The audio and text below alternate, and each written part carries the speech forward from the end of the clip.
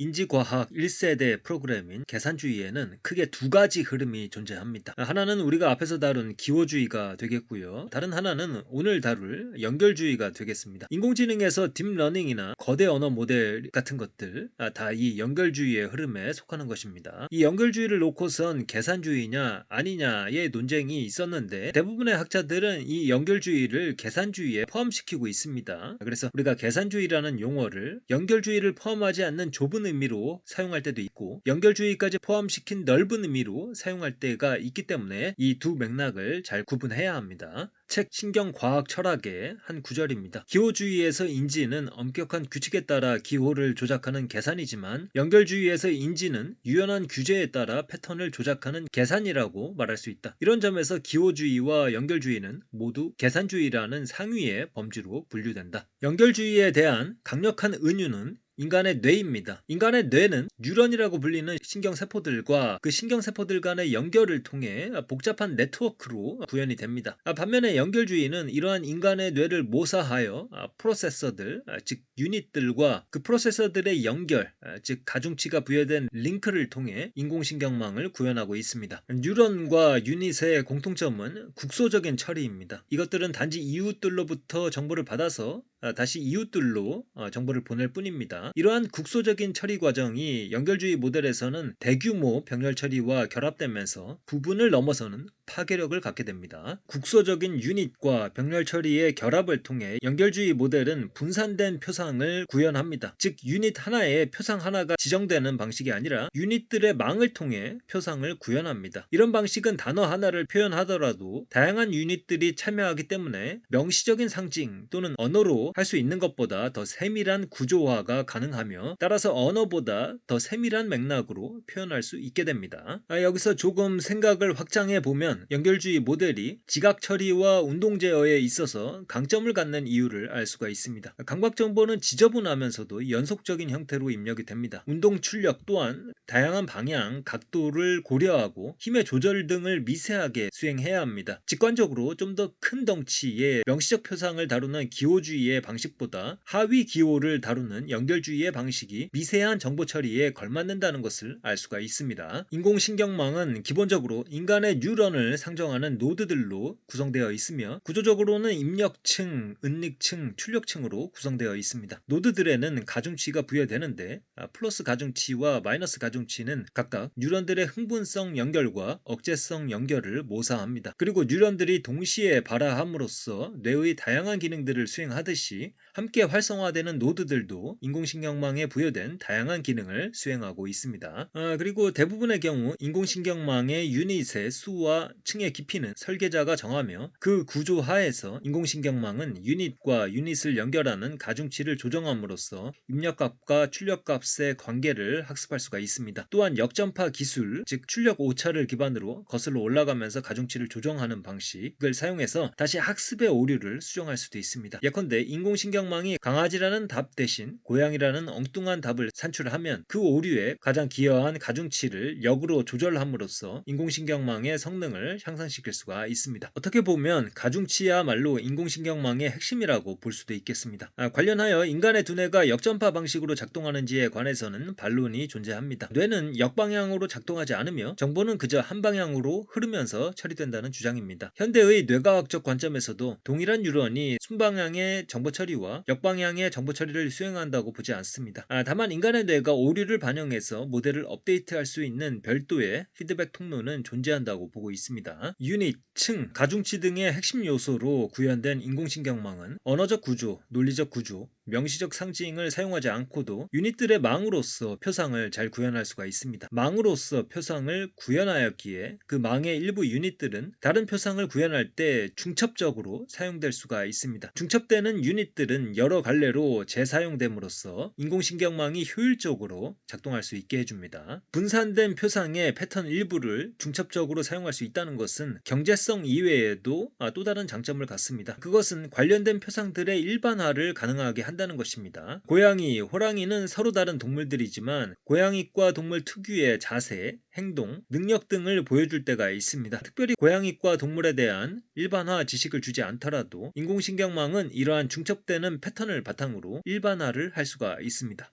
또한 인공신경망은 부분적으로 망이 망가지더라도 전체 망은 잘 무너지지 않는 소위 우아한 성능 저하 현상을 보여주는데 이 또한 중첩성의 특징으로부터 비롯됩니다. 중첩되는 노드들 중 일부가 날아가서 약간의 품질 저하가 있을 수 있지만 나머지 노드들이 여전히 패턴 완성에 기여함으로써 그럭저럭 옳은 결과를 산출할 수 있는 것입니다. 어떤 주제에 대한 본질을 깨우치는 순간은 어떤 비판이나 결함에 직면할 때입니다. 여기서는 연결주의에 대한 대표적인 비판인 체계성 논증과 그에 대한 반론 등을 통해서 연결주의의 본질에 대해서 생각해 보기로 하겠습니다. 앤디 클락은 체계성 논증을 다음과 같이 소개하고 있습니다. 생각은 체계적이다. 따라서 내적 표상은 구조화된다. 연결주의는 구조화된 내적 표상이 부족하다. 따라서 인간 사고에 대한 좋은 모델이 아니다. 반면에 기호주의는 구조화된 내적 표상에 기반합니다. 따라서 기호주의야말로 인간사고에 대한 좋은 모델이 될 수 있다는 주장입니다. 이러한 체계 논증에 대한 연결주의의 반격 또한 거세게 제시가 되었습니다. 우선 연결주의의 인공신경망도 일정 정도 구조화된 표상을 갖는다고 주장하는 폴 스몰렌스키의 주장을 살펴보도록 하겠습니다. 그는 목표 지식을 역할과 필터라는 두 요소로 분해하였습니다. 예컨대 A, B, C의 문자열은 위치 1, 2, 3이라는 역할과 문자표기 A, B, C라는 요소들로 분해될 수 있습니다. 또한 존 러브스 메리라는 문장은 주어 동사 목적어라는 역할과 존, 러브, 메리라는 구체적 단어의 필터로 분해될 수 있습니다. 그리고 위치라는 역할과 문자 표기 혹은 단어라는 필터는 각기 벡터 값을 가지며 이 벡터 곱을 통해 결합되어 지식을 구성하게 됩니다. 이 기호주의적 관점에서는 존 러브스 메리라는 문장은 메리 러브스 존이라는 문장과 같은 문법적 구조를 갖는 것으로 다뤄질 수 있습니다. 동일한 구조 하에서 명사나 동사는 얼마든지 대체가 가능합니다. 그런데 이 스몰렌스키의 벡터 곱을 통한 지식 구성의 경우도 역할 부분이 충분히 구조적 표상을 뒷받침해주는 요소로 작동할 수가 있습니다. 즉 주어, 동사, 목적어라는 역할이 표시된 벡터가 실질적으로 일종의 구조를 담당한다는 주장입니다. 그것은 비록 숫자로 표시되지만 기호주의의 구조와는 다른 방식으로 벡터 공간 속에서 새로운 형태의 구조를 구현하게 됩니다. 체계성 논증에 대응하는 두 번째 방법은 인간의 사고가 그다지 체계적이지 않을 수 있음을 주장하는 것입니다. 물론 뇌는 동적으로 재구성되는 방식으로 체계성을 일부 구현할 수 있습니다. 예컨대 존 러브스 메리, 메리 러브스 존이라는 두 문장에서 존은 두 번 쓰였습니다. 하나는 주어로,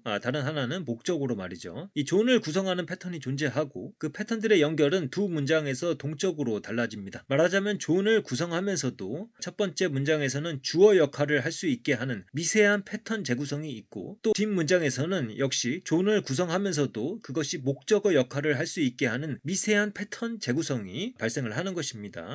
그러나 이런 방식은 형식적으로 완벽한 체계성의 구현이 아니며 그저 확률적인 결과물일 뿐입니다. 보통 loves 다음에 존이라는 명사가 온다 등등 그런 확률적 학습의 결과물일 뿐이죠. 앞서서 스몰렌스키의 예에서 등장했던 역할 요소는 실제적으로는 인위적인 구성물에 해당이 되겠습니다. 그것이 존재한다는 가정 혹은 설계가 들어간 것입니다. 신경망이 즉각적으로 그 역할 요소를 떼어낼 수 있다면, 그러니까 한 번에 그것을 해낼 수 있다면 그것은 실질적으로 문법, 규칙과 진배 없을 것입니다. 그러나 처음 보자마자 그 역할을 떼어낼 수 있는 신경망은 존재하지 않습니다. 수많은 데이터를 통한 학습으로 경향성을 체득할 뿐이죠. 그러므로 처음부터 주어지는 엄밀한 의미의 체계성을 구현하지는 못하는 것입니다. 이 체계성 논증에 대한 두 번째 반론의 핵심적인 의견이 여기서 나옵니다. 데니얼 데닛, 버뮤데즈 등은 공적 언어의 역할을 강조합니다. 즉 인간의 신경망이든 인공신경망이든 완벽한 체계성을 보장하지는 못하고 이 틈을 공적 언어가 메꿔준다는 것입니다. 사자의 예를 들면 사자는 강아지를 먹고 싶다고 생각할 수 있지만 사자는 강아지가 사자 자신을 먹고 싶어 한다고 생각할 수는 없을 것입니다. 아마도 사자만큼은 아니겠지만 인간도 인간 나름대로 그런 종류의 인지적 한계를 갖고 있을 것입니다. 다만 이 공적 언어의 완벽한 체계성이 인간 사고를 그 완벽한 체계성의 수준으로 끌어올려줄 뿐인 것입니다. 그러니까 인간의 인지 능력조차도 사실은 완벽한 체계성을 보장하지는 못한다. 언어가 그것을 보장해주는 것이다. 따라서 인공신경망이 완벽한 체계성을 보장하지 못한다고 해도 그것이 인간의 뇌에 비해서 못할 것이 무엇이겠는가라는 반문을 하는 것이죠. 연결주의 진영의 모델인 인공신경망은 현재 수준에서 인간 뇌의 신경망을 엄청나게 축약시키고 단순화한 버전이라고 할 수가 있겠습니다. 따라서 이 둘 간에는 여러 차이점이 존재할 수밖에 없습니다. 한 가지 예로 새로운 분야에 대한 적응력을 말할 수가 있겠습니다. 원래 탁월한 인공신경망의 전제는 동일한 영역에 대한 대량의 학습입니다. 그러나 그것은 그 영역에 대한 좋은 성능으로 이어질지는 모르지만 다른 새로운 영역에 대해서까지 좋은 성능을 보장해주지는 않습니다.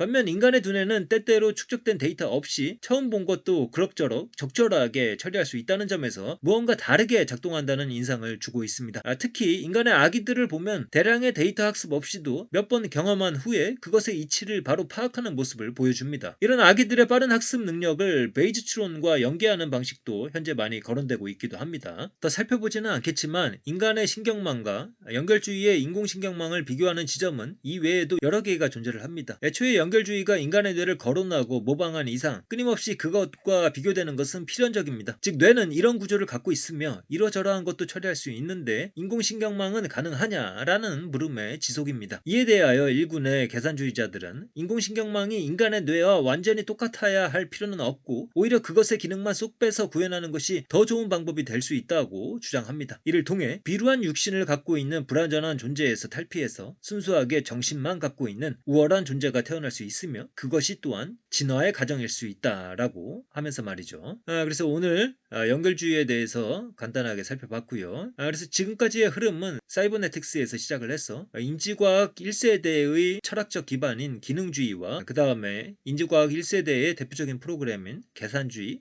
그 하위 영역인 기호주의, 연결주의를 살펴보는 방향으로 공부를 했습니다. 다음 시간부터는 기능주의, 기호주의, 연결주의에 대한 다른 학자들의 비판들을 살펴보도록 하겠습니다. 감사합니다.